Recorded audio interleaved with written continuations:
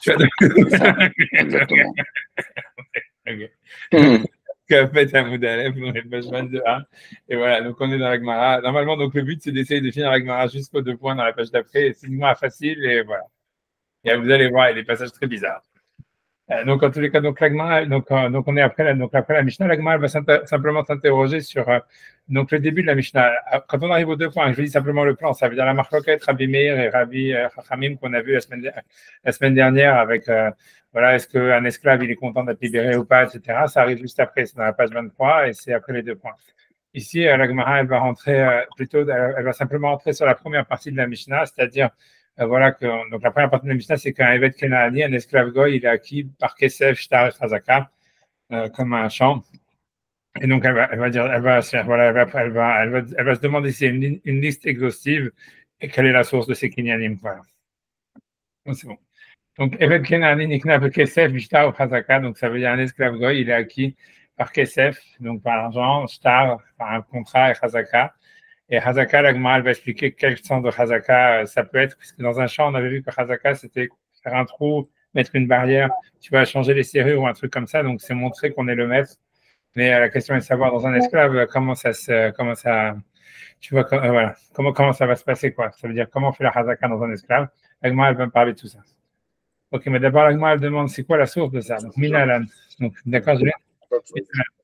D'où est-ce qu'on sait qu'on peut être connu un champ, on peut être connu un esclave Kenani avec Esef Shtai Chazaka, dictive, parce que le verset dit Vitnahaltem Otam, donc c'est la première ligne d'accord, Vitnahaltem Otam Livnechem Aharechem, la Rechet Achuza. Donc c'est un pasouk, si vous voyez la référence à côté, le pasouk qui dit comme ça, c'est un pasouk dans Vaïkra qui parle des esclaves et qui dit vous les ferez hériter à vos enfants après vous, la Rechet Achuza, comme un héritage perpétuel, on va dire. Achuza, c'est une répétition, un héritage d'héritage. Léolam Baem Ta'avodu. Et le verset il continue en disant toujours vous les ferez travailler. Et donc en fait, du fait qu'on a fait donc le verset, il a fait un ékesh, il a mis comment dire, en relation le fait d'avoir un héritage, donc c'est-à-dire a priori c'est les terrains, puisqu'à l'époque en Israël, ce qu'on recevait en héritage, c'est une partie de la terre d'Israël. Donc c'est-à-dire donc comme si tu veux le verset, il a mis comment dire en relation, il a mis un rekesh, ça veut dire il a mis ensemble, il a fait ressembler, il les a fait ressembler en réalité. Donc il a fait ressembler le cas de l'esclave goy à celui d'un champ. Et donc on apprend que tous les kinyanim, toutes les manières d'acquisition d'un champ, ils fonctionnent dans un esclave goy, puisque les deux sont appelés un héritage, un héritage d'héritage. Reshet Achuza, ça veut dire je sais pas, c'est un double mot d'héritage. Mais donc, comme les deux sont appelés héritage, en fait, c'est à cause de ça qu'on sait que donc ils peuvent être acquis comme un champ avec SF, Eshtar et Hazaka. D'accord, c'est bon. Donc, je reprends le passage. Je reprends la Gemara. Minalan, d'où est-ce qu'on sait donc que ces trois kinyanim de Kesef, Shtar et Hazaka fonctionnent dans un esclave? Directive, parce que le verset dit otam, vous les ferez hériter à vos enfants après vous. La Resh et ça veut dire pour un héritage, on va dire, je ne sais pas, un héritage d'héritage. Hekeshan Akatouv les Sadeh. Donc, en appelant les esclaves des héritages, donc le verset, il les a mis au même niveau, il les a fait ressembler il a fait un Hekesh, il les a associés à un Sadeh, à un champ. Les Sadeh Ahuza, puisque ce qui est appelé en général héritage dans la Torah, c'est le champ qui est transmis en héritage de la famille. Donc, le verset, il a fait ressembler les esclaves au champ. Ma Sadeh Ahuza, de la même manière qu'un champ qu'on reçoit en héritage, Nikna de Kesef, il peut être acquis avec Kesef, avec de l'argent Ishtar, avec un contrat au Chazaka, et avec Chazaka, on va dire un acte de propriété, on va traduire comme ça. Afevet Kenani, de la même manière, un esclave non juif, Nikna avec Kesef, il a acheté aussi avec Kesef, avec de l'argent, Bishtar, avec un contrat au Chazaka et avec un acte d'appropriation. Ok, la Gemara, elle demande, ok, si jamais en fait il y a véritablement comment dire, un rekesh, une ressemblance qui a été faite par la Torah comme un héritage entre les champs et les esclaves, donc de la même manière que les champs, si un champ il a été vendu, un champ qu'on a reçu en héritage, il a été vendu, on sait qu'il revient au Yovel, au propriétaire précédent. Donc la Gemara demande, ça devrait être la même chose avec les esclaves. Si les esclaves sont des héritages familiaux, donc si quelqu'un il vend un esclave, lorsque le Yovel arrive, l'esclave il devrait retourner à son ancien propriétaire. Est-ce qu'on dit la même chose?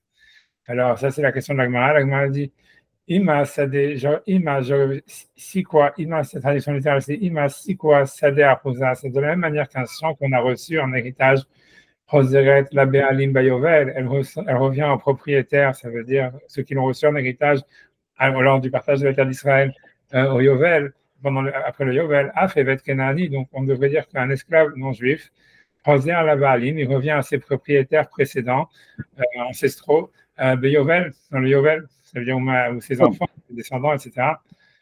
Donc c'est pour ça l'Agma dit non, et c'est ça ce que la suite du verset dit, puisqu'on avait vu que le verset dit vous les ferez hériter à vos enfants après vous. La rech et achouza comme un héritage, comme la transmission d'un héritage, on va traduire comme ça. Ensuite, le verset il continue en disant les olam bahem ta'avodu. Toujours, les olam, toujours bahem ta'avodu, vous les ferez travailler. Donc, c'est de ces versets, on apprend que du fait que le verset dit les olam bahem ta'avodu, toujours vous les ferez travailler, on apprend que l'acquéreur ou celui qui acquiert un esclave non juif, il acquiert ses descendants aussi et il le garde pour toujours. Donc, c'est ce qu'on apprend de la suite du verset qui dit Talmud Lomar, c'est ça ce que le verset vient nous apprendre. Les olam bahem ta'avodu, toujours vous les ferez travailler. Donc, ce verset qu'on a vu, enfin, je ne sais pas si vous regardez, vous l'avez sur le côté, hein, c'est le verset, c'est dans Vayikra 25 trucs, si vous l'avez, c'est Vayikra 25, 16, je ne sais pas si vous l'avez, c'est le petit dalet chez moi, je sais pas si vous avez une mara, si tu regardes. Voilà, le verset dit Vitnahaltem, je le répète encore une fois, Vitnahaltem otam livnechem acharechem, vous les ferez hériter à vous et à vos enfants après vous, la rechet achouza, comme un héritage perpétuel. Non, c'est pas grave. Ça veut dire comme un héritage perpétuel. Le olam bam ta'avodu, toujours vous les ferez travailler. Voilà. Rachem ben Israël, ensuite le verset continue, si vous voulez, les enfants d'Israël, vous ne devez pas les faire travailler comme ça. Mais bref, mais du fait que le verset dit toujours vous les ferez travailler, c'est quelque chose qui est en plus dans le verset. A priori, ça viendrait nous apprendre, c'est ce que l'Agma conclut, qu'en réalité, donc, ne s'applique pas. Voilà, il ne revient pas au Yovel, au vendeur. C'est-à-dire, s'il a été vendu, il est vendu pour toujours à l'acquéreur. Et donc, il ressemble à un héritage dans le sens où il est acquis comme un héritage, c'est-à-dire comme un champ qu'on reçoit en héritage avec de l'argent, un contrat, une chazaka et un acte d'appropriation. Mais en fait, il est différent du champ puisque le champ, un champ qu'on reçoit en héritage, il revient au Yovel à la famille d'origine, alors que l'esclave, il est vendu pour toujours à l'acquéreur. Je pense, ok, je pense qu'il n'y a pas de rachis sur ça. Il n'y a pas de rachis. Par contre, il y a un petit Tosfot. Tout Tosfot, de toute façon, en haut, qui est entre parenthèses. Donc, Tosfot, parce que, alors, je fais l'introduction, peut-être par erreur, mais je la dis quand même. C'est que, en fait, je ne sais pas si vous vous souvenez, en réalité, quand on parlait, par exemple, de l'esclave, je l'ai dit quand même, je ne sais pas comment on appelle. Moi, je pense au cours que Valentin a fait assister au mec qui faisait une introduction qui dure 45 minutes. Non, mais ça fait plaisir, mais tu vois, et après ça. Je m'en veux, la vérité. Oui, oui, jamais à ce niveau-là. Mais tu vois, même dans mon pire, donc comment ça m'a franchement boosté mon ego. Mais tu vois, mais en tout cas, je peux empêcher quand même de faire l'introduction, c'est que, en fait, si vous voulez, pour comprendre la question de Tosfot qui est un peu sous-entendue, c'est que, en fait, c'est quand on parle, par exemple, de l'esclave qui avait été poinçonné, en fait, qui reste jusqu'au Yovel chez ses propriétaires. En fait, si vous regardez dans le verset là-bas, je ne sais pas si vous vous souvenez, il est marqué et il le poinçonnera. Et il a marqué, et à la fin, le verset continue en disant Avado les olam. Et il le servira pour toujours. Et l'Agma, elle explique les olam, c'est pas possible. Ah, les olam, c'est jusqu'au Yovel. C'est jusqu'au Yovel. Les olam, c'est jusqu'au Yovel. Donc, c'est pour ça que je vais poser la question ici, comment est-ce qu'on peut apprendre que l'esclave, en fait, il ne revient pas au Yovel chez les parents, chez les propriétaires précédents, puisqu'il y a marqué les olam, ben tavodou. En fait, on a vu que les olam, ça peut vouloir dire jusqu'au Yovel, donc peut-être, en fait, c'est ça ce que le passage qui veut nous dire ici. Donc, ça, c'est la question de Tosfot.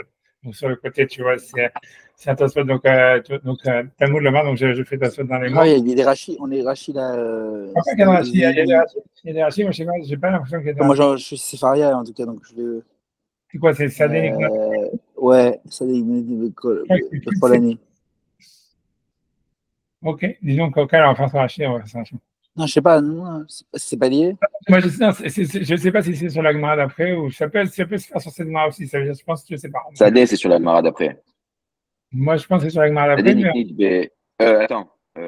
Nignit de Kolané, c'est en fait normalement, c'est bon, on l'a pas lu, tu vois, ça veut dire, je pense que c'est. Moi, je pense que c'est. C'est eux qui. Moi, ça doit être Sefaria qui fait d'abord. Oui, ça veut dire, parce qu'en fait, si tu veux sur Rachi, non, je t'explique, on va faire sur Rachi, pourquoi pas.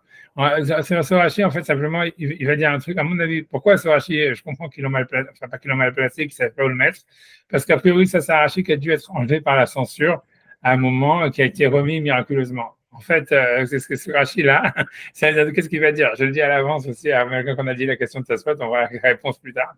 Mais tu vois, ça veut dire, c'est-à-dire, mais ça veut dire, ce Rashi veut dire que, parce qu'en fait, on voit que la Gemara ici, elle parle de Evet Kenaani, donc un esclave Kenaani, qui vient de Kenaan. D'accord? Et ça, en général, tu vois, je ne dis pas en général, je ne fais pas d'introduction pour embrouiller. L'idée, c'est que ce Rashi veut dire que quand on parle d'un esclave de Kenaan, en fait, ça ne veut pas dire vraiment qu'il vient de Kenaan, ça veut dire qu'il est un non-juif. Tu vois? C'est ça ce que Rashi va dire ici. Il va dire que ce qu'on appelle Kenaan, c'est tous les non-juifs. Maintenant, tu vois, normalement, ce qui est bizarre dans ce Rashi, moi, ça m'a vachement choqué parce qu'en général, tu vois, Rashi, vu qu'il savait qu'il y avait des non-juifs qui lisaient, etc., et la censure, normalement, en général, qui est passée. Oui, il ne le mettait jamais. Ouais, ils disent toujours le contraire. Ils disent oui, ça part d'un esclave de Kenaan, ça ne parle pas de vous n'avez pas peur, etc. Tu vois, la musique que le Rashi, il dit non, c'est pas Kenaan, c'est vous. Alors, je sais pas, tu vois, on peut faire, moi, je sais pas, moi, j'aurais pensé, on va le faire dans les mots, tu vois, puisque voilà, donc, tu vois, donc on fait dans les mots, tu vois, ce Rashi, il dit Sadé, donc je fais le Rashi, donc voilà, donc Sadé Niknik de Kolan, et donc le chant, il a acquis avec tout ça.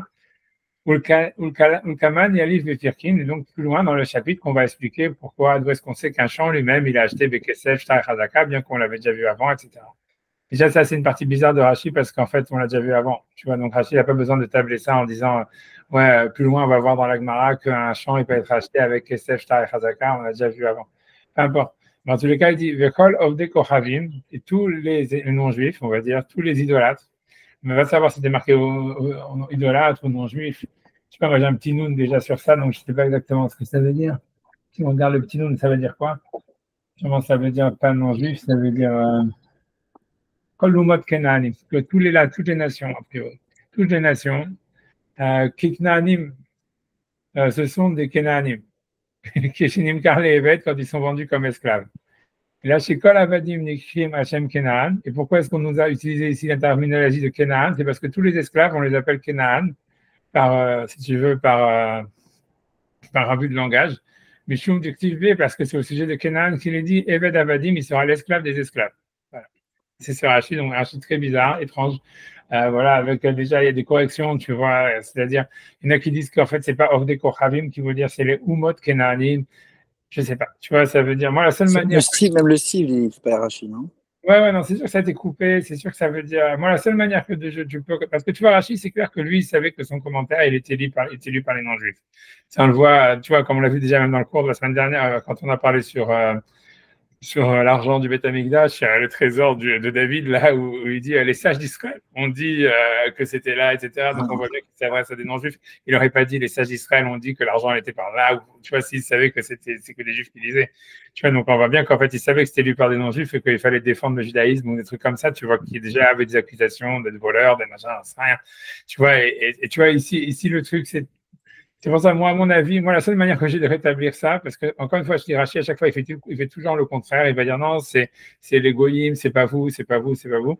Mais tu vois, moi, j'ai l'impression, la seule chance que ça peut avoir un sens, c'est que c'est possible que ce Rachid, tardivement, tu vois, il a été fait à l'époque des croisades.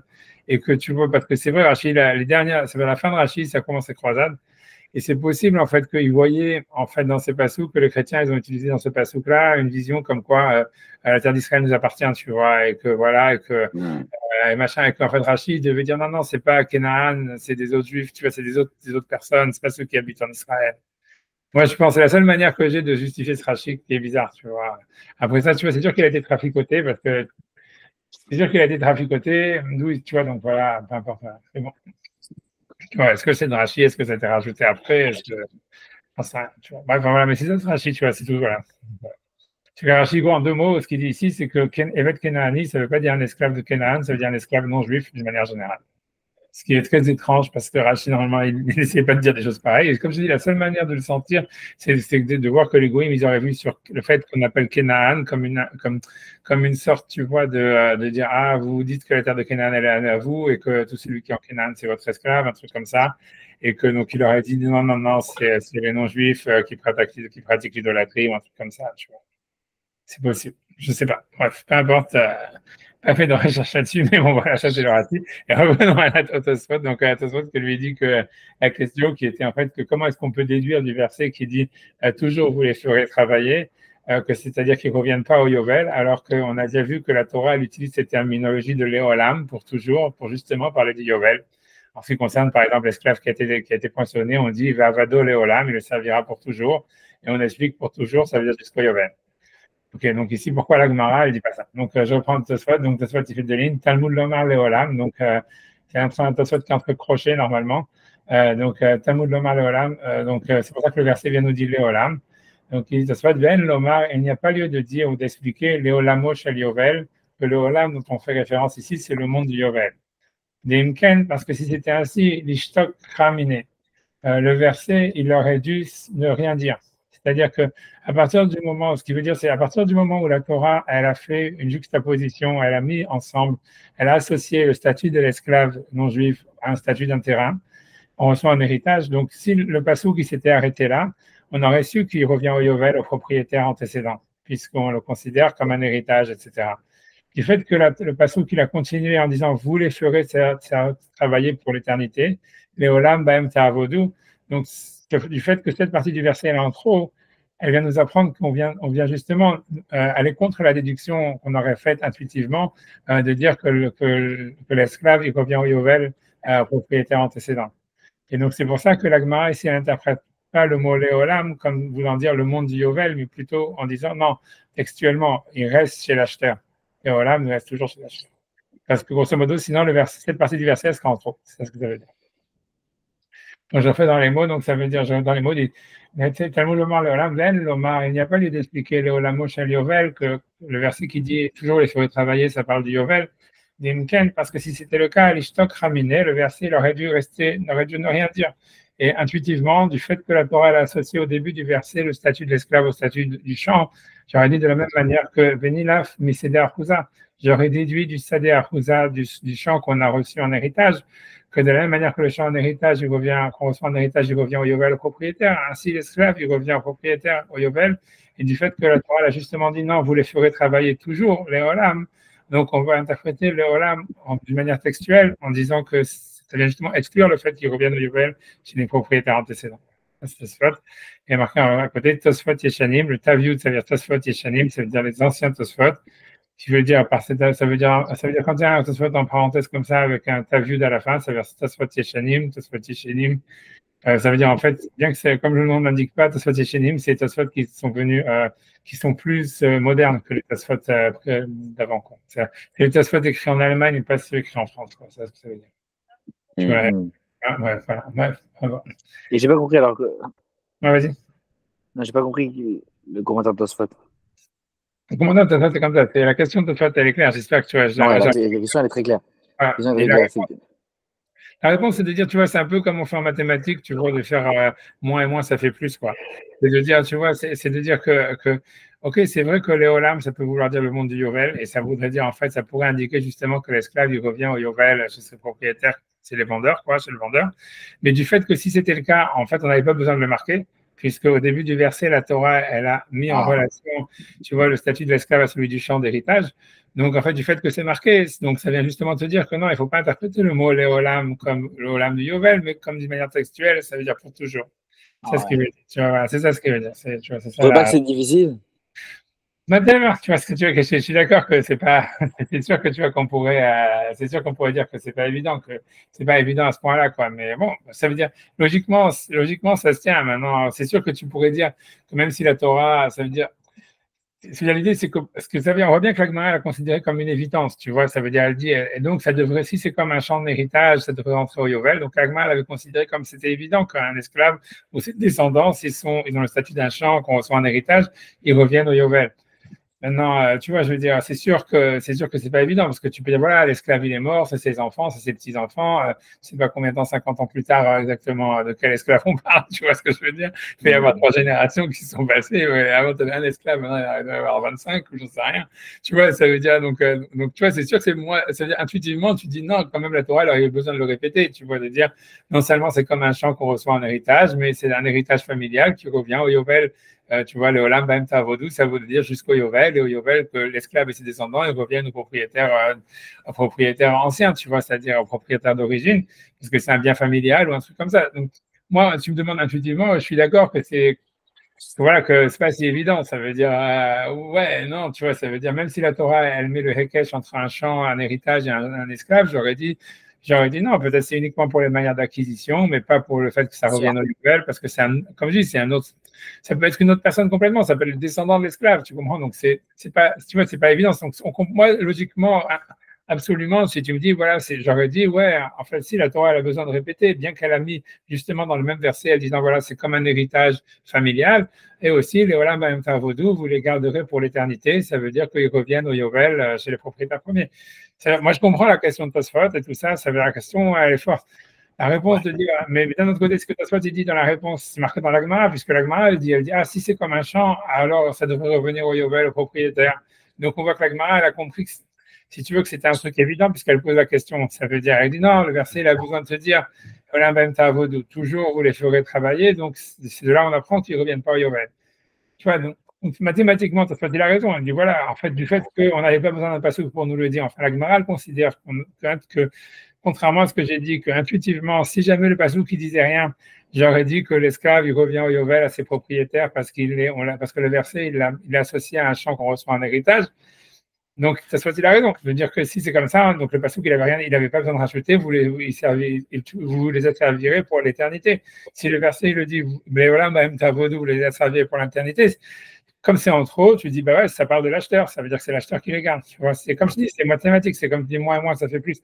C'est-à-dire, logiquement, si tu admets, ce que moi, ce que je trouve faible dans la Tosfot, c'est cette histoire-là. Ça veut dire, mais c'est une question sur la Gemara, pas sur Tosfot. Tu vois, c'est pour moi que la Gemara, elle peut penser d'une manière, ça veut dire aussi évidente que si la Torah, elle a mis en relation, si je veux l'esclave avec le champ qu'on reçoit en héritage, comment ça se fait que c'est évident à 100% que ça revient au Yovel, au propriétaire d'avant, tu vois?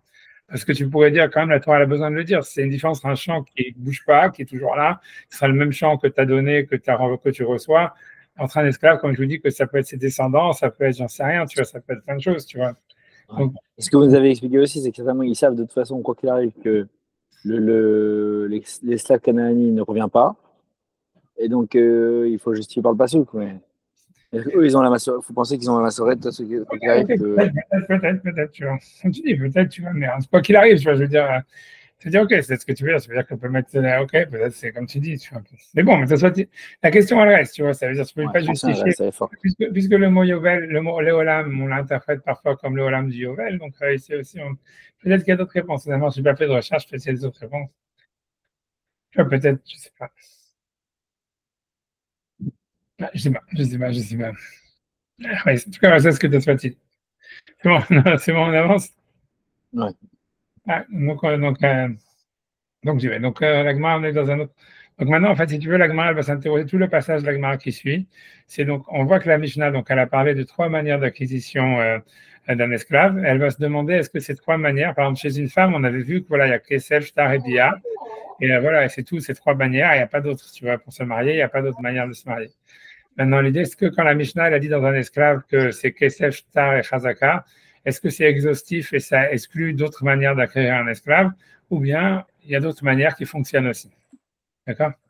Donc, la Gemara, elle demande, elle va dire Tana Afbe Khalipin. Tu vois, donc là, je suis dans la Gemara, je suis à peu près après la Mishnah, c'est 4 ou 5e ligne, au milieu de la ligne. Donc, il y a marqué, on ramène une raïta qui dit que même Khalipin, ça fonctionne dans un esclave. Khalipin, ça veut dire l'échange. C'est-à-dire qu'imaginons quelqu'un, il échange, on va dire, une vache avec un esclave.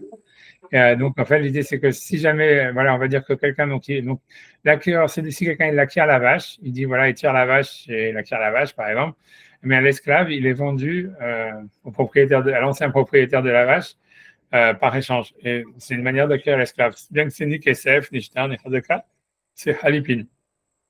Halipin, ça peut aussi fonctionner comme on fait dans la Ktuva. Peut-être vous connaissez plus cette manière de faire Halipin, qui est un Halipin prime, qui est avec le Kinyan Soudar, comme on fait pour la vente du Chametz à Pessah, ou comme on fait pour la Ktuva dans les mariages.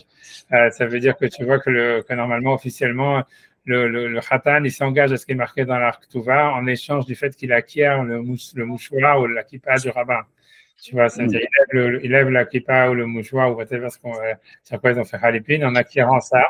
En fait, tu vois, il acquiert le reste, tu vois, si tu veux. Et voilà. Et donc ça fonctionnerait aussi pour un esclave. C'est-à-dire que, selon l'auteur de la Braïta, si quelqu'un, par exemple, il veut acquérir un esclave, il ne veut pas le faire avec de l'argent, ni un shtar, ni une chazaka, en fait, il pourrait prendre un kinyan soudar, en disant voilà, le vendeur, il acquiert, par exemple, ta kippa, il la lève, et en échange, lui, il acquiert l'esclave. Donc ça, c'est ce que l'auteur de la Braïta a dit, que Khalipin, ça fonctionne bien que ce n'est pas mentionné dans la Mishnah.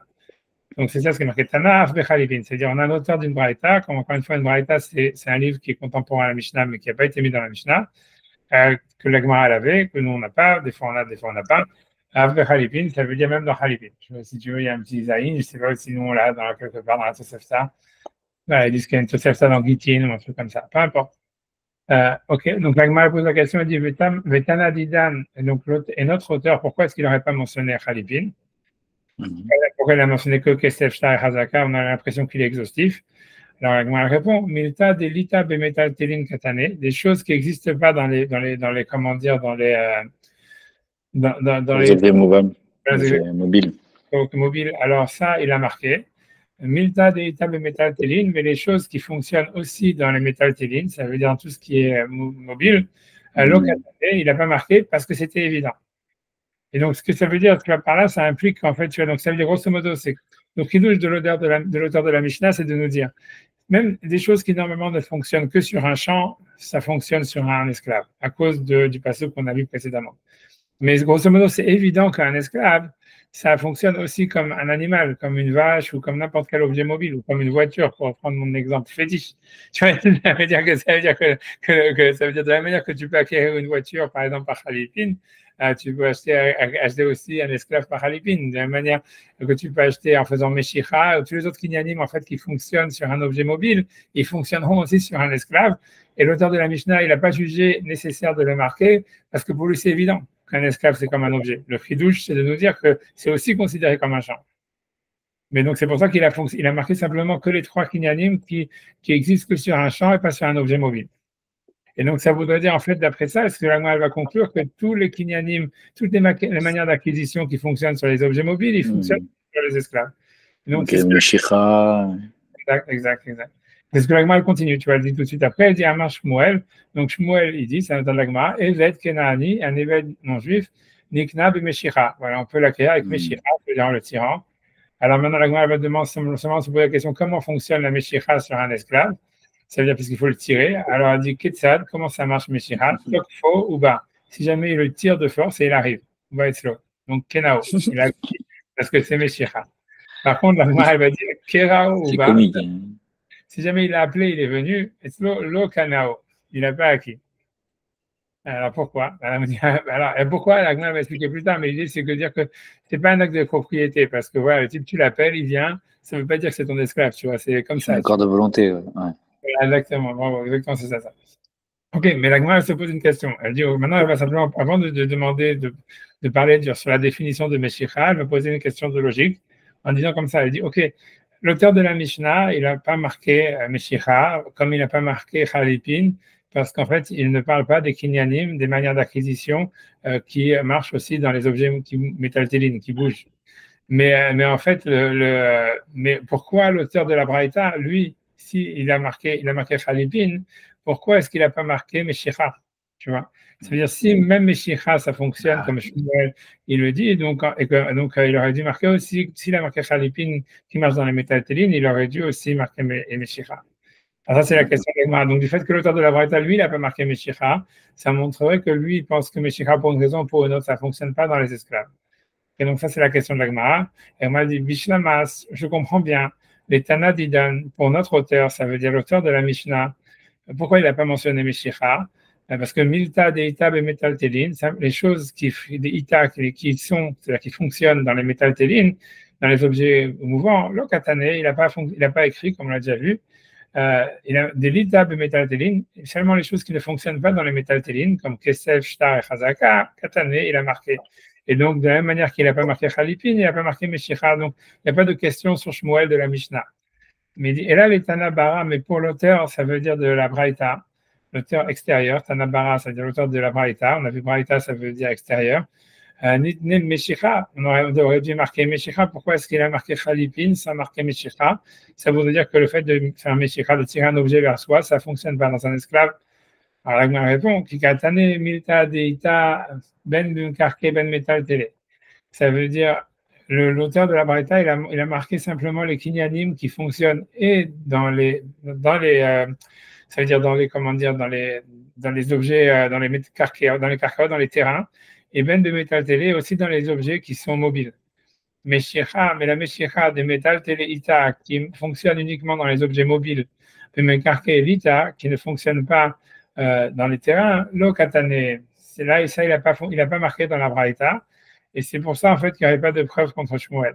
Donc, je vais essayer d'expliquer un petit peu ça, ce que ça veut dire. C'est, encore une fois, donc, je dis à Laura la question de l'Agma. L'Agma va dire comme ça, du fait que l'auteur de la Braïta, il a parlé de Khalipin, ça veut dire de l'échange.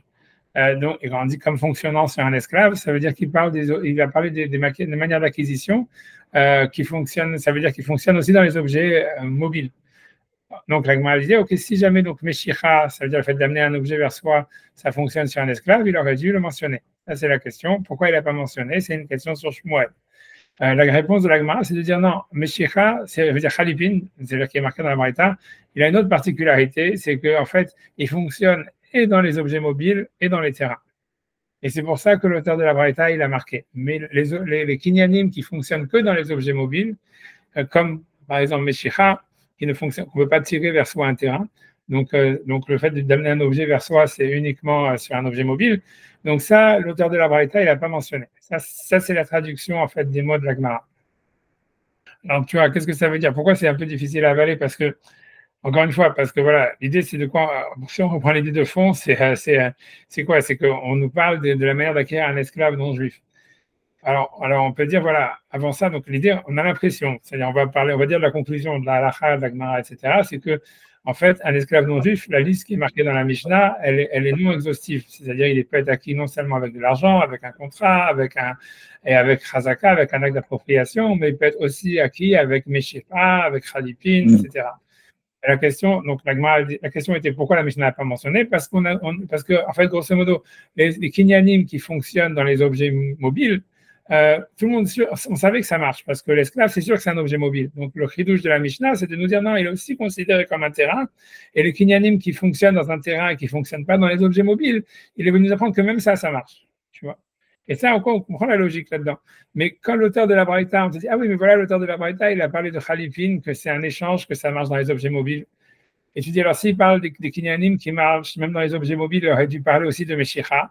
Et tu dis non, mais l'auteur de la Braïta, il n'a pas parlé de Meshicha parce que lui, non, il a parlé de Khalipin parce que Khalipin, ça marche et dans les objets mobiles et dans les objets fixes et dans les terrains. Contrairement à Meshicha qui fonctionne que dans les objets mobiles.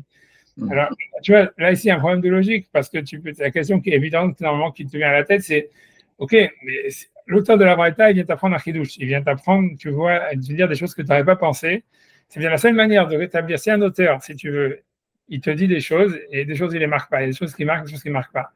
C'est évident, ce qui ne marque pas, c'est évident. Exactement.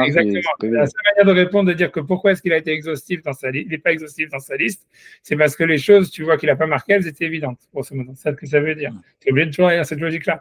Donc en fait, la réponse de la Gemara ici qui dit non, l'auteur de la Braïta, il a parlé de Khalipin, parce que Khalipin, ça marche et dans les terrains, et dans les métal télines, et dans les objets mouvants. Mais il n'a pas parlé, par exemple, de Meshicha, parce que ça marche que dans les objets mouvants. C'est une réponse bizarre, parce que si je veux dire que Khalipin, c'est le plus évident, puisque un esclave, soit c'est un objet mouvant, soit c'est un terrain, mais c'est l'un des deux, tu vois. Donc si le Kinyan, il marche dans les deux, comme Khalipin, ça serait justement le cas qu'il n'aurait pas fallu marquer, tu vois, puisque c'est le cas qui marche évidemment. Et tu ne veux pas dire, ah voilà, mais je n'ai pas marqué Meshicha, parce que Meshicha, si tu veux, ça fonctionne que dans les objets mouvants, tu vois. Je veux dire, ça veut dire justement, alors justement, dis-le, parce que ça, c'est vraiment un plus grand chidouche que Khalipin, de dire que l'esclave, il est aussi considéré comme un objet mouvant uniquement, tu vois. Et le cas le plus évident, c'est Khalipin qui fonctionne dans tous les cas, et dans les objets mouvants, et dans les terrains. Donc, il n'y a aucun chidouche de nous dire que ça marche dans l'esclave. Donc, une fois qu'on te dit un cas évident, donc ça veut dire que les cas qui ne sont pas marqués, ça veut dire par défaut qu'ils ne sont pas bons, tu vois, qu'ils ne marchent pas. Donc, c'est pour ça que la réponse de la Gemara, elle est difficile, tu vois, parce que tu vois, la Gemara, encore une fois, parce que la Gemara, elle a dit quoi? Elle dit en fait, l'auteur de la Braïta, il a parlé de Khalipin parce que Khalipin, ça fonctionne et dans les terrains et dans les métal télines et dans les objets mouvants. Et justement, ça aurait été une raison de ne pas le dire, tu vois, puisque un esclave, c'est soit l'un soit l'autre. Si l'auteur de la Braïta voulait nous apprendre à Chidouche, il avait qu'à nous dire non, que même, par exemple, Meshicha, ça fonctionne dans un esclave parce que c'est un objet mouvant. Et ça, même les kinyanim qui fonctionnent que dans les objets mouvants, ils fonctionnent dans les esclaves. Or, du fait qu'il n'a pas dit, ça veut dire que ça ne marche pas, tu vois. Alors, tu vois, ok, ça, c'est une question. Tu vois, parce qu'avec moi, elle ne va pas la poser. Alors, tu vois, ça veut dire, ce qu'il faut dire, c'est ça. Ça veut dire, ce qui est marqué dans les commentaires, tu vois, ça veut dire moderne. J'ai pas vu de commentaires d'avant, tu vois, ça veut dire du Moyen-Âge, tout ça. Ça veut dire, ce que j'ai vu, ce qui explique, c'est les commentaires comme, tu vois, Metifta, Arstrol et tout ça. Ce que tu vois, ils expliquent sur ça, je sais pas si Arstrol, il explique ça, mais en tout cas, dans Metifta, il y a ça. Ça veut dire, c'est des auteurs modernes, quoi, contemporains. Ils disent, tu vois, pour répondre à ça, ils disent, en fait, voilà, la logique qu'il faut prendre, c'est comme ça. C'est de dire, c'est de dire comme ça, c'est que l'auteur de la Braïta, ça veut dire comme ça, l'auteur de la Braïta, le vrai chidouche qu'il y a dans les esclaves, c'est les kinyanim, que ça font que qu'il est considéré comme un champ. Ça veut dire que l'esclave il soit considéré comme un objet mobile, c'était évident, parce que c'est un objet mobile, c'est comme un esclave, c'est comme un petit agneau, machin. Maintenant, le chidouche, c'est de nous dire en fait qu'il est considéré comme un champ, et donc c'est de nous dire, comme l'auteur de la Mishnah il a dit, c'est Kesef Shtar et Hazaka, que même Kesef Shtar et Hazaka, ça fonctionne dans un esclave, que des kinyanim qui ne marchent que dans des champs, ils fonctionnent sur l'esclave. Maintenant, pourquoi alors l'auteur de la Braïta il aurait rajouté Khalipin? C'est parce qu'en fait, l'auteur de la Braïta, c'est un commentaire sur la Mishnah. Donc, il a voulu dire, tu vois, donc ça veut dire, il va dire, ouais, c'est kinyanim qui marche dans les champs, même Khalipin qui marche aussi dans un champ, ça marche sur l'esclave.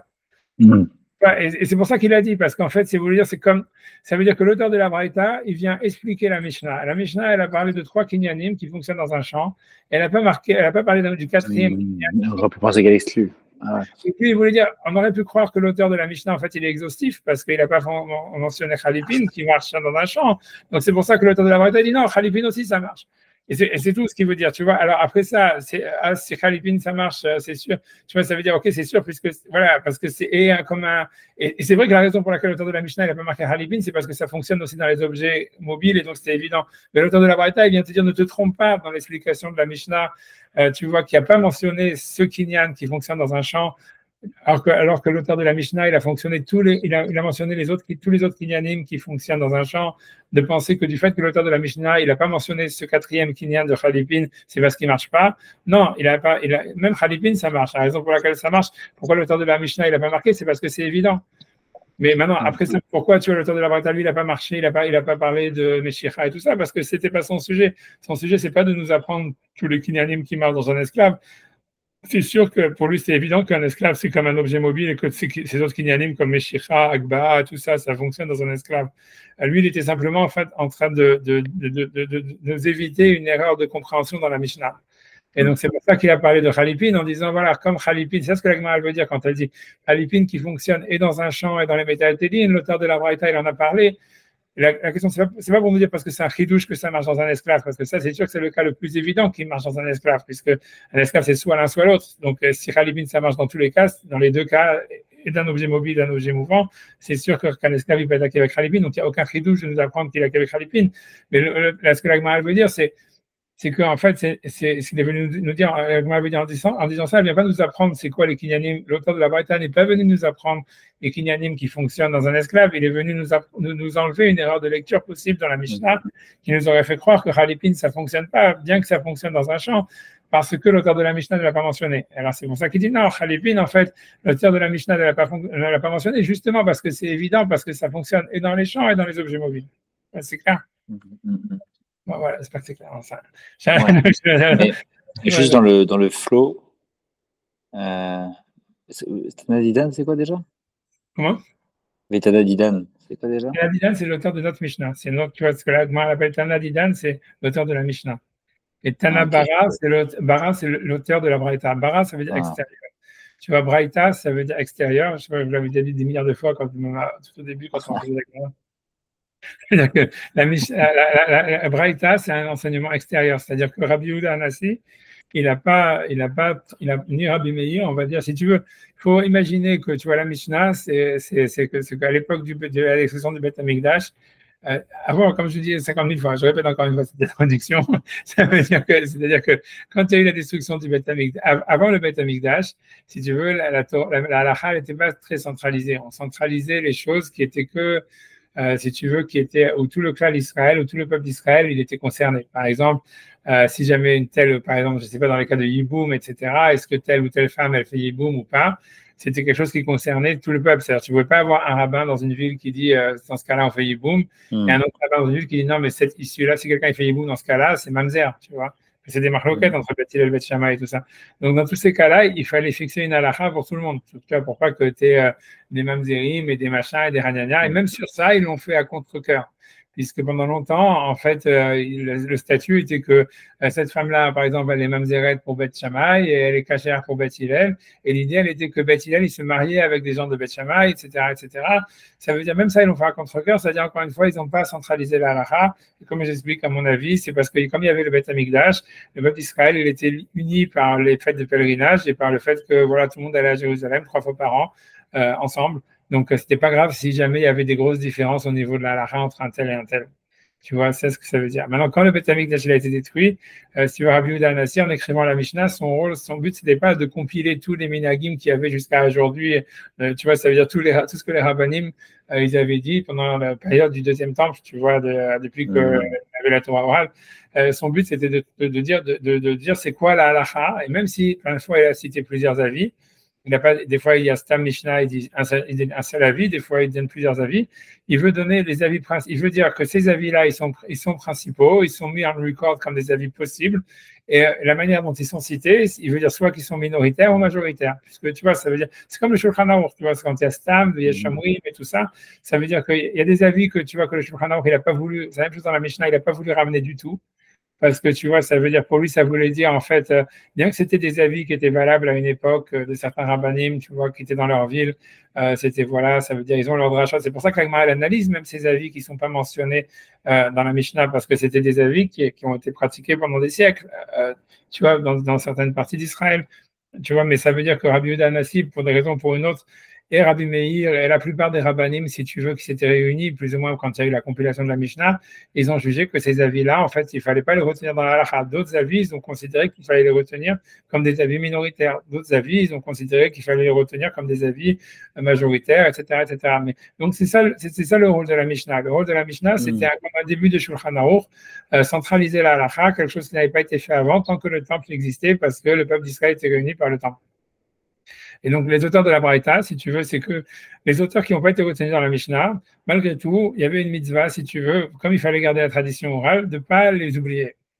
Donc, ça veut dire que donc c'est ça où ils ont écrit les Braïtot. Les Braïtot, c'est pour ça que ça s'appelait extérieur, c'est des enseignements écrits par le gendre de Rabbi Yehuda Hanassi et plus ou moins d'autres rabbanim, tu vois. Donc, s'ils avaient une autre yeshiva qui s'appelait la yeshiva extérieure, ça veut dire où tu vois, eux, ils ont travaillé, ça veut dire à compiler les braïtot, ça veut dire à compiler tous les avis qui n'étaient pas retenus dans la halakha, ou bien des choses qui expliquaient la Mishnah. Tu vois, si tu veux, il y a deux choses dans la braïta, soit tu vois, donc c'est des avis divergents qui ne sont pas retenus par la Mishnah, soit des explications sur la Mishnah. Comme ici, par exemple, tu vois, quand la Mishnah te dit, quand la braïta te dit même Khalipin, tu vois, la Gemara, elle ne va pas dire, ah, ça, c'est un avis. C'est pour ça que la Gemara s'interroge. La Gemara, si tu veux, elle se demande, est-ce que quand l'auteur de la Braïta a dit même Khalipin, c'est un avis divergent, que Rabbi Chia, il a voulu, ça veut dire qu'il est l'auteur qui était le chef de la yeshiva extérieure, il a dit, OK, on retient cet avis divergent pour la, tu vois, ça veut dire, tu vois, pour le savoir qu'il y avait un avis comme ça, mais l'auteur de la Mishnah, Rabbi Yehuda Hanassi, il a rejeté cet avis, et donc, en fait, ce qui marche dans un esclave, c'est que Kesef Shtar et Chazaka, comme ça sort de la Mishnah, ou bien non. Comme ici, la Gemara, elle va dire non, l'auteur de la Braïta, il est venu simplement expliquer la Mishnah, que même Khalipin, ça marche, mais l'auteur de la Mishnah, il est d'accord avec ça, il n'a pas marqué parce que pour lui, c'était évident.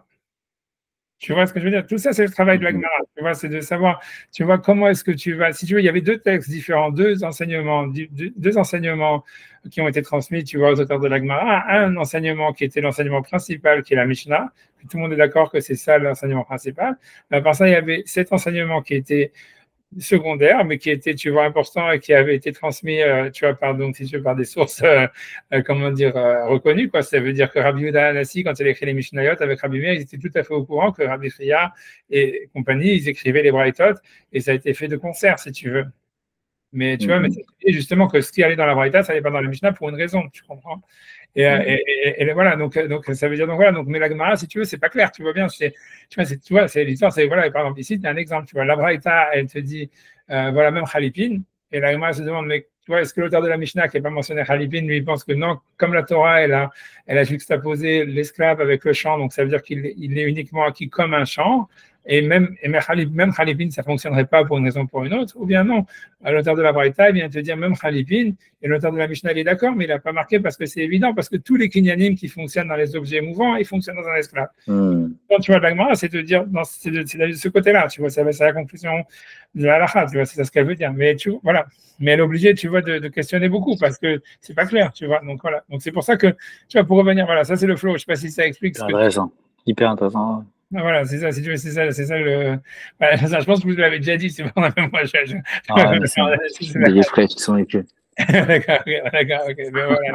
En tout cas, ça c'est le flow. Et donc l'idée elle est là. Donc ça fait, à la fin, la conclusion de la Gemara, encore une fois, c'est l'auteur de la Braïta, il a marqué Khalipin, bien que Khalipin c'était le cas le plus évident, parce qu'en fait, a priori, il vient nous empêcher d'avoir, il vient pas nous apprendre les kinyanim qui fonctionnent dans un esclave. On sait, finalement, la conclusion, c'est que tous les kinyanim qui fonctionnent dans des objets mobiles et immobiles, ils fonctionnent dans un esclave. Et l'auteur de la Braïta, il a mentionné Khalipin qui fonctionne dans les cas, justement dans les deux. Parce que pour nous éviter une erreur de lecture dans la Mishnah, où on aurait pu croire que la Mishnah, elle a parlé de tous les kinyanim qui fonctionnent dans un champ, comme Kesef, Shtai, Hazaka, elle n'a pas parlé de Khalipin, donc on aurait pu croire que l'auteur de la Mishnah vient exclure Khalipin. C'est pour ça qu'il a marqué Khalipin en disant que même du fait que même Khalipin qui fonctionne aussi dans un champ, ça fonctionne. Et selon l'avis de la Mishnah, voilà, comme l'auteur de la Mishnah, et pourquoi il n'a pas marqué? Parce que pourquoi l'auteur de la Mishnah ne l'aurait pas mentionné? Parce que comme ça fonctionne même dans les objets mobiles, et c'était évident pour tout le monde qu'un esclave c'est au moins comme un objet mobile. Donc c'est pour ça qu'il n'a pas marqué Khalipin, mais en fait c'est sûr qu'il inclut aussi Khalipin. Et selon Shmuel, non seulement on inclut Khalipin, mais d'une manière évidente, on inclut aussi tous les kinyanim qui fonctionnent dans les objets mobiles, comme Meshichag, Ba, etc., etc. C'est clair? C'est la conclusion. Si on peut faire Rachid sur ça déjà. Ok. On peut doucement regarder si jamais on peut avancer 3 lignes. Tu vois, on va finir l'enseignement, l'explication de Shmuel. Donc, avant de ça, donc, on revient sur un truc facile. Ça veut dire que pour finir l'enseignement de Shmuel avant de faire Rachid, c'est comme l'Agma l'avait demandé. Donc Shmuel avait dit que Meshicha, donc c'est comment c'est Meshicha sur un esclave, si tu le prends de force et tu le tires. Mais si tu l'appelles et il vient, ça s'appelle pas Meshicha. D'accord? C'est clair. Donc l'Agma va revenir sur analyser ça. Après, on va faire Rachid. Donc, Kitsad, donc Lokatane. Donc on est, je sais pas à quelle ligne, mais moi je suis, c'est au début, c'est le troisième mot d'une ligne. Voilà, je sais pas, après la Mishnah, c'est 2, 4, 6, 8, 10, 11e ligne, je pense, après la Mishnah, le troisième mot. Ok, je pense que c'est là. Si c'est la 12, pardonnez-moi. Et 10. C'est avec mon doigt, je fais toujours l'erreur. Moi, je sais pas, j'ai l'impression, je pense que c'est 12, en fait, c'est 12. 12e ligne, troisième mot après la Mishnah, je crois. Ou 11 ou 12. Ketsad, donc en tout cas, c'est le mot Ketsad. Troisième mot, c'est une ligne qui a le troisième mot Ketsad, donc dans les grandes lignes, Ketsad, comment? Alors, donc on reprend l'enseignement de Shmuel qui avait dit Tokfo uba etzlo. Tokfo, ça veut dire il a pris, ou Tekafo, il a pris avec sa main, avec force. Uba etzlo, il a amené chez lui Kenao, il a acquis parce que c'est Meshichad, un esclave. Par contre, Kerao ou Baeslo, si jamais il l'a appelé et il est venu vers lui spontanément, Lokenao, il n'a pas acquis. Parce que c'est pas une Meshira. L'Agma va expliquer comme Valentin il a dit, parce qu'en fait, il est venu de son plein gré, etc. Donc, c'est pas un acte de propriété. Mais l'Agma va tergiverser sur ça un petit peu. Donc, l'Agma va poser simplement une question. Il dit, Kerao, lo, et si jamais il a appelé et il est venu, non, il n'a pas acquis. Atania, n'est-ce pas qu'il enseigne dans une braïta, Ketsad du Messira, comment est-ce qu'on fait Messira? Ça veut dire, parce que dans un animal, il y a Meshicha, on va le voir ça plus tard, mais il y a aussi un autre Kinyan, mais c'est bien de commencer à apprendre, c'est Messira. Ça veut dire Messira, c'est si jamais en fait l'ancien propriétaire, le vendeur ou le donneur, il transmet en fait l'objet, si tu veux, par lequel on va dire on guide ou on tient l'objet, en fait, il l'a acquis, quoi. Imagine, je sais pas, dans le cas qu'on va nous donner, par exemple, c'est imagine que quelqu'un il a un cheval et il a les rênes du cheval dans les mains, le vendeur, et il donne les rênes à l'acheteur. Ça s'appelle Messira et ça fonctionne. C'est un kinyan, même si jamais le cheval ne bouge pas. Tu vois. Dans Messira, il faut faire bouger le cheval. Tu vois, il faut l'amener vers soi. Tu vois, alors que dans Messira, il suffit simplement, voilà, par exemple, dans une voiture, pour reprendre ce que donner les clés. Voilà. Tu as Meshicha, ça serait que tu prends la voiture et tu la fais avancer. Et là, tu as fait Meshicha. Et Messira, ça serait que ça, le propriétaire, il donne les clés ou je sais pas quoi, le type de propriété, le deed ou je sais pas quoi, la carte grise à l'acheteur. Et voilà. Et ça, c'est Messira. Tu vois, donc c'est ça ce qu'on te dit. Donc, mais ça, Dans un esclave, je ne sais pas si c'est possible, tu vois, parce qu'un esclave, il n'a pas de. Je pense qu'il n'y a pas de tête, je ne sais pas. Enfin, bref, on s'en fout. Mais en tout cas, pour l'instant, l'Agma parle de Messira pour un animal. Alors, on dit Ketsad de Messira. Donc, comment est-ce que Messira, ça fonctionne pour acquérir un animal? Arza Betalfa, ça veut dire s'il a pris Betalfa, j'imagine, c'est son mort, je crois. C'est un truc comme ça. Je sais plus, je vais regarder, c'est quoi Talfa, oublié. Une seconde. Je sais pas comment ils l'ont traduit dans ce faria. Une seconde. Talfa, je crois, c'est soit dans Rachid déjà. Talfa, Rachid dit rien sur Talfa. Je crois que c'est le mort. Alors, Talfa, c'est dans ses jambes. Talfa, c'est les sabots. Il lui a pris le sabot. Il lui a levé le sabot. Il semblerait que si l'acheteur, tu vois, il avait le sabot, c'est-à-dire le vendeur, il a donné la jambe, et il lui dit, il fait passer la jambe, tu vois, de l'animal à l'autre, tu vois. Ça veut dire, parce que talfa, c'est dans la partie de la semaine en plus. Talfa, c'est le sabot fendu. En araméen, c'est tilfin, c'est les sabots fendus. Donc, ça veut dire, grosso modo, il a donné la jambe, il a transmis, tu vois, il a donné je sais pas, c'est une manière a priori avant. Ça veut dire que si tu as un petit agneau ou j'en sais rien, ou un âne ou j'en sais rien, qu'a priori, le vendeur, il peut faire bouger la jambe et il lui donne la jambe, il lui fait passer la jambe à l'acheteur. Ça s'appelle Messira. Alors, ça, talfa, c'est ce que ça veut dire. Il a pris par ses sabots. Euh, donc, ok, 2 secondes, j'ai perdu la ligne. 2 secondes. Arza Betalfa, il a pris par le sabot. Bessara par ses cheveux. Rachid dit c'est la crinière d'un cheval, par exemple. Beokaf chez Aléa, ou bien, donc ça veut dire sur la selle qui est sur elle. Donc, il lui a donné, il lui a transmis la selle. Ça veut dire sur laquelle le cheval qui est sur le cheval. Voilà. En lui disant prends la selle, tu vois, ça veut dire bouge la selle, ou même pas bouger, parce que l'animal ici il bouge pas, mais ça veut dire il a transmis, il veut dire que le vendeur il avait la main sur la selle et il a pris la selle de l'acheteur sur la selle. Ça s'appelle, c'est déjà un kinyan. La Bishlif chez Aléa, ça veut dire aussi sur les besaces qu'elle a sur son dos, en disant il avait ses mains sur les besaces et il lui a dit voilà, prends cette besace, tu vois, et ça suffit pour acquérir le cheval ou l'âne. Le Prumbia chez Befia, ça veut dire avec le mort qu'elle a sur sa bouche, donc il a transmis le mort sur sa bouche. Au Bezouk chez Betsabara, ou bien alors c'est les clochettes, parce qu'avant les vaches, elles avaient des clochettes, ça veut dire aussi qu'il a transmis, il avait la main sur la clochette, il lui a dit prends la clochette et il a pris la clochette. Donc, Kenaa, ça veut dire il l'a acquise, tu vois. Même le chidouche, c'est même si l'animal il bouge pas. Parce que ça, c'est un kinyan, c'est pas Meshicha, c'est Messira, ça veut dire c'est transmission de propriété. Si tu vois, c'est tu fais passer les rênes, tu fais passer vois, et je pense pas qu'il le met en selle, tu vois, peut-être qu'il le met en selle. Mais j'ai l'impression que même si le vendeur, il a la main sur la selle et met la main de l'acheteur sur la selle, ça suffit, tu vois, sur la cloche, tu vois, un truc comme ça. Enfin, mais tout ça, c'est introductif. Ce qui nous intéresse, nous, c'est la Meshicha. Qu'est-ce du Meshicha? Comment est-ce que Meshicha on fait sur un animal?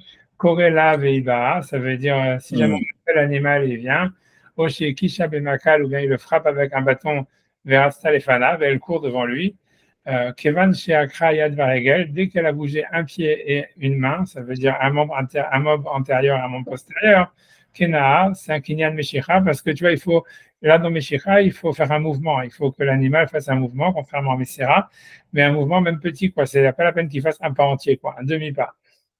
Et Rabbi Assi Omer, Rabbi Assi, Amrela Rabbi Achar, il y en a qui s'appellent Omer, lui, il discute sur ça. Il dit j'étais alerte les fanaf, Melokomata, il faut qu'elle aille devant lui toute sa longueur. Melokomata, toute sa longueur.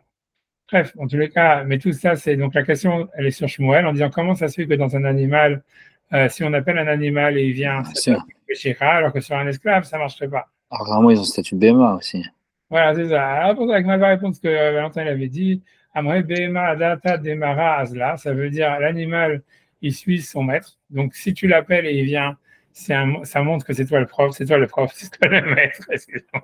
C'est toi le maître. Azla, le gars, ok, Adata Demara Azla. Et bien, Adata Demara l'esclave, il a son intelligence propre. Donc, en fait, tu vois, ça veut dire, voilà, tu l'appelles et voilà. Et s'il vient, c'est lui qui a décidé de venir. C'est pas comme un animal. On peut comparer, c'est ce qu'on compare dans des grands PMA. Ouais, mais pas sur ça, tu vois, pas ce point-là. Tu vois, a priori, c'est pas un acte de propriété. C'est ce que l'Agma dit, c'est pour ça que l'Agma a posé la question, c'est pour ça qu'elle répond, tu vois. Mais l'Agma, elle va simplement dire, Amaravashi, mais de là, on apprend, Evet Katan, si c'est un esclave jeune, un enfant, qui a, l'Agma, soit les commentateurs, ils disent entre 6 ans entre 5 et 6 ans jusqu'à 8 ans, qui a pas vraiment, ça veut dire, qui a pas vraiment de jugeote, quoi. Qui est Behema Damé, c'est comme un animal. Donc, si tu l'appelles et il vient, ça veut dire qu'il a accepté que, il vient pas parce qu'il a décidé de venir, il vient parce qu'il veut te faire plaisir, grosso modo. C'est-à-dire qu'un enfant, s'il vient, c'est ce que j'aimerais dire, si un enfant il t'écoute, c'est qu'il veut te faire plaisir. C'est pas parce qu'il a décidé de t'écouter. Alors, il est comme un animal. Et donc, ça montre que c'est toi le boss, tu vois, parce qu'il veut te faire plaisir. Mais un adulte, tu vois, s'il t'écoute, c'est simplement parce qu'il a décidé de t'écouter. C'est pas parce que tu vois, il veut te faire plaisir. Donc, c'est pas un acte d'appropriation. C'est ça ce que la grand a dit, tu vois. Je pensais arriver jusqu'au deux points, mais je pense que je vais pas aller jusque-là. J'étais trop ambitieux comme d'habitude, mais on va faire Rachid sur ça déjà. Et voilà, après ça, c'est comme vous voulez. Si on peut vous voulez, on peut continuer, mais je sais pas. Ouais, je pourrais pas trop après. On va faire Rachid sur ça, et puis voilà. Egmad, après, je vous avertis, elle est très sulfureuse. Vous allez vraiment bien rigoler. Mais tu Dimanche prochain. Ok, Monsieur Ricard dirait. Ouais. Chez Rachid, c'est Milta. Milta, c'est, je sais pas, donc c'est le deuxième Rashi après la Mishnah. On avait tout à l'heure celui qui était bizarre avec les Kénaanim et les esclaves qui sont Kénaanim, etc. Donc l'Agma elle avait répondu, elle avait dit pourquoi est-ce que l'auteur de la Mishnah, il n'a pas parlé de Meshicha, de Agba, de tous ces Kinyanim? C'est parce qu'il a parlé que des Kinyanim qui fonctionnent dans un champ. Donc Rachid explique ça, il dit Milta, ça veut dire les choses des Ita Be'evet qui existent dans l'esclave, les Ita Besham Metal Télé, mais qui n'existent pas dans les autres objets mobiles. Donc, puisque, en fait, l'idée, c'est que l'auteur de la Mishnah, il savait que l'esclave, c'est comme un objet mobile. Donc, ça, tout le monde le savait, donc ce n'est pas la peine de le marquer. Tout ce qu'il a marqué, c'est les cas qui ne fonctionnent pas dans les autres objets mobiles. Comme, tu vois, Kinyan Shtar, Hazaka, etc. Aval Khalipin, mais l'échange, des Neunami, Bishar, Metal qui fonctionnent aussi dans les autres objets mobiles. Shametal Telin, Nami, Shametal Telin, Gam, Em, Niknim, Khalipin, puisque les objets mobiles, ils sont aussi acquis avec Khalipin. Donc, l'autre, il n'a pas eu besoin de l'enseigner. Et donc, c'est pour ça que l'auteur de la Mishnah, il n'a pas parlé de Khalipin, ni de tous les autres kinyanim, qui est d'un objet mobile, mais qui fonctionne malgré tout dans un esclave. Takfo, Tekafo, donc Rashi explique qu'il a pris Bechoska avec force. Donc, ça, c'est le cas de Meshicha pour un esclave adulte. Il faut le prendre de force, quoi. C'est pas, tu l'appelles et il vient, il faut, je sais pas quoi. Il faut le tirer de force. Lokenao, donc si jamais par contre tu vois, on l'a appelé, il est venu, on l'a pas acquis, Rachid explique pourquoi, comme l'Agma va le dire après, des midate asile. Ça veut dire l'adulte s'il vient quand tu l'appelles, c'est pas parce qu'il est d'accord avec toi, c'est parce qu'en fait il a décidé d'écouter, de venir. Parce qu'il a un intérêt, quel que soit, Venzo Meshicha. Et c'est pas une Meshicha, ça veut pas dire que tu l'as amené, que toi tu l'as amené dans ton domaine ou que tu as montré que c'était toi le patron. Simplement, tu appelles quelqu'un, il vient, c'est parce qu'il a décidé de venir. Ok, donc après la Gemara demande Bishlama les Tanadidan, ça veut dire on comprend bien pourquoi les Tanadidan, pourquoi notre auteur, ça veut dire l'auteur de la Mishnah, l'autre Tiksheli Shmuel, il n'est pas une question sur Shmuel qui dit que Meshicha fonctionne dans un esclave. Ama Elotane Meshicha, pourquoi il n'a pas mentionné ou il n'a pas écrit Meshicha de Matnitin dans la Mishnah? Pourquoi? Des cas les Taroutse, parce qu'il y a lieu de répondre, Kedo Kimna, comme nous l'avons déjà dit avant, comme la Gemara a déjà dit avant, donc il y a des milta, des ita, des métaltéline. Milta, c'est les choses, des ita, qu'il y a, des métaltéline dans les objets mouvants. Mobile, lokatane, il n'en a pas parlé parce que c'était évident. Et là, Tana Bara, mais l'auteur extérieur, ça veut dire l'auteur de la Braïta. Pourquoi il n'a pas parlé de Meshicha? Des Tana Khalifin, puisqu'il a parlé de Khalifin, Behadaihu. Clairement, tu vois, ça veut dire explicitement, Behadaihu. Ça veut dire avec eux, ça veut dire avec Kesef Tiksheli Shmuel, donc ça serait une question sur Shmuel. Ita de Nikne Bimshicha, si jamais en fait un esclave il pouvait attaquer avec Meshicha, Litneye Nami, il aurait dû l'enseigner aussi, Litneye il aurait dû enseigner ou marquer aussi, Bematnita dans la Braïta, qu'il a acquis avec Meshicha. Alors, elle répond, Milta de Ita ben de métal ben de Mekarke, ça veut dire donc, les choses qui fonctionnent et dans les carcas, et dans les terrains, et dans les objets mobiles, l'auteur de la Braïta, il en a parlé, mais les choses qui fonctionnent que dans les objets mobiles, il n'en a pas parlé parce que c'était évident. Et tout ça, pour comprendre ça, il faut dire comme on dit, parce qu'il vient simplement enlever une erreur de lecture possible dans la Mishnah. Alors, Kegon Khalipin, Kegon Khalipin, donc il a marqué simplement Khalipin. Siref, il a ajouté Veshina, Veshana, il a enseigné Imshar, Imashar avec les trois autres kinyanim de l'auteur de la Mishnah, qui sont Kesef, Shtar et Chazaka, des Itniou Bemekarke, qui fonctionnent dans les terrains. Aval Meshicha, mais Meshicha, Delita Bemekarke, qui n'existe pas dans les terrains. L'Otana, il n'a pas enseigné Bahadaïhu avec eux. Et pourquoi? Parce que c'était évident. Voilà. Et Khalipin, ça va être encore plus évident. Non, il vient simplement exclure une erreur qu'on aurait pu faire dans la lecture de la Mishnah, qui aurait exclu Khalipin, puisque ça marche dans les champs et l'auteur de la Mishnah l'avait marqué. Ok, je continue Rashi. Ketzad Messira, comment ça fonctionne Messira? Ça veut dire le fait de transmettre la propriété. Donc on a vu c'est une manière d'acquérir un objet mouvant sans le faire bouger, simplement en transmettant l'acte de propriété. Tu vois, c'est-à-dire, comme je dis, les clés d'une voiture, par exemple. Gabé Behema, dans un animal, ça parle d'un animal, par exemple, Kaïs, ça parle des Katane Matnidin. La Mishnah, elle va le dire plus loin. Behema Gassa, ça veut dire qu'un animal lourd, que, en fait, c'est très difficile à faire bouger, quoi, une grosse vache ou un truc comme ça. Negnit Bemessira, donc on peut l'acquérir simplement en transmettant les clochettes. Ça veut dire, tu vois, tu lui donnes le collier de la vache, tu vois, même s'il ne la bouge pas, à partir du moment où tu lui transmets le collier de la vache, c'est bon. Bishara, donc Rashi avec ses cheveux, s'il lui laisse prendre ses cheveux, Kigon, c'est chez Borochassou, chez Barachidi, comme les cheveux qu'il y a sur un cheval. Je ne sais pas pourquoi il me dit a priori que les cheveux qu'il y a sur une vache, ça ne marche pas. Je ne sais pas, si sur une vache, tu ne veux pas l'attraper par les cheveux, j'imagine. Jamais touché une vache. Une crinière. Ouais, c'est ça, une crinière. Oui, il n'y a pas. Ouais, La bride. Non, je sais pas comment on appelle ça. Ouais, non, il n'y a pas pour une vache ou pour un autre. Une vache. En tous les cas, donc, donc il dit Rachid, il dit les cheveux, c'est dont on parle, c'est la crinière du cheval. Ah oui, il n'y a pas. Je sais pas, ouais, ok, ouais, du cas, Shlif, en tous les cas, dit, donc Shlif, ça veut dire c'est le massoï, ça veut dire les besaces, donc s'il transmet les besaces, ça veut dire, il faut dire que tu vois que le vendeur, il a les mains sur les besaces d'abord, tu vois, et après, il lui dit, prends les besaces, tu vois, mettre tes mains sur les besaces, lève les besaces, ça fait accueillir, tu vois, le cheval, tu vois, qui porte les besaces sous l'âne. Donc, la Gemara dit, donc, alors comment, et après ça, la question, tout ça, on aura ramené pour l'histoire de Meshicha, où on voit que pour un animal, si tu lui donnes un coup de bâton et il avance, ça fait Meshicha, ou si tu l'as appelé, il est venu, il a fait Meshicha, alors pourquoi ça ne marche pas avec un esclave? Alors, la Gemara explique, Adata Demara Azla, ça veut dire l'animal, s'il bouge, c'est parce qu'il veut, il t'écoute à toi, il suit ton maître. Aldata Koreota, c'est donc Rachid explique, c'est celui qui l'appelle, ça veut dire l'animal, s'il vient, c'est parce que voilà, c'est pas lui qui a décidé d'y aller, c'est parce qu'il écoute le maître, tu vois. Et puis, Shen la date, parce que l'animal n'a pas d'intelligence. Et donc, voilà. Donc, il suit, voilà, s'il avance, c'est parce qu'il veut te faire plaisir. Adata des nafshé, par contre, un esclave, s'il avance, c'est pas pour te faire plaisir, c'est parce que lui, il a décidé de venir, et donc il a un intérêt quelconque. Mais Tatsmo, c'est son propre intérêt, son propre avis, tu vois, son propre avis. Avec Malvi, Katan, un enfant d'évite les dates qui n'a pas d'intelligence. Comme je dis dans les commentateurs, ils disent c'est jusqu'à 6 ans, il y en a qui jusqu'à 10 ans, ça fait une grande différence, mais bon. En tous les cas, qui madame, c'est comme un animal. S'il vient, c'est pour te faire plaisir, c'est pas parce qu'il a décidé de venir. Et donc, si on l'appelle pour l'acquérir, comme un esclave qui aurait 5 ans ou 6 ans, et qui vient, Veu Etzlo, et Uva Etzlo, il est venu vers lui, Kenao, il a acquis. Voilà. On peut s'arrêter là, c'est comme vous voulez, si vous voulez. Ah ouais, j'ai commencé à voir le sulfuré. Ouais, tu vois, la suite, c'est vraiment. Regardez ça pour la prochaine fois, c'est pour vous motiver pour la semaine prochaine. Je fais c'est motivant, ouais. Mais vous dites, quand vous voulez étudier le Rambam, la course sur le Rambam, si vous voulez faire jeudi ou un truc comme ça, dites-moi quand vous voulez. Et le lundi, vous n'êtes pas disposé, ça? Si, ça se peut, mais dis-moi quand, lundi. Parce que moi, de toute façon, moi, le lundi à 13h en français, je le fais déjà. Si tu veux te joindre avec l'autre groupe, voilà. Non, ça, non. Moi, c'était le lundi plus tard chez vous. Enfin, mais ouais, mais moi aussi, je peux peut-être. Non, ça veut dire. Non, vous avez Psachim, non? Ouais, c'est ça, exact. J'ai le Psachim normalement, et j'ai le cours des filles, mais là, j'ai l'impression que le cours des filles aussi, il a été déplacé à mardi. Mais voilà, c'est vrai que lundi, 7h, le lundi soir, c'est un peu normalement pas très possible.